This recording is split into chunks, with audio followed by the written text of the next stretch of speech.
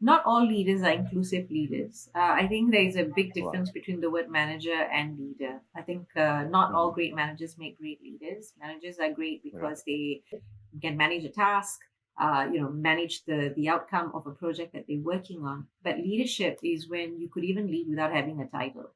You could actually lead without actually having any followers or people to actually, they have to take directions from you specifically. In a lot of organizations, I mean, today we live in Australia, very multicultural, which is great. There's a lot of focus on creating a diverse sort of work environment, but is it inclusive? Is it inclusive is the question, right? So if you walk into an environment, like, do you feel like you belong? Do you feel that your contribution is being valued by people around you? Can you communicate in a way that people accept? And I think it's not a straightforward answer to actually create an inclusive work environment. And I think creating psychological safety within organizations where people feel safe to speak up, safe to actually share their ideas and know that it's actually going to be valued or heard by people around them is actually really key in determining a highly performing sort of team.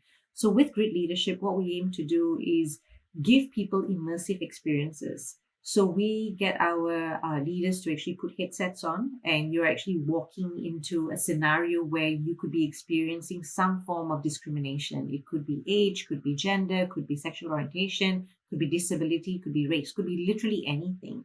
How do people respond in that sort of scenario? So, I mean, VR doesn't solve those problems, but it actually helps you give you awareness. And because we all have biases, and it's actually just to bring to light that these biases do exist. And having those VR sort of experiences give people the opportunity to sort of go from heart to head to actually go, oh my God, that doesn't feel right. It doesn't sit right with me. How can people do such things? And then hopefully it goes from heart to head, and then people will have more conscious awareness when they actually make decisions because it actually has a huge impact. So our training is very focused around using technology to create immersive experience.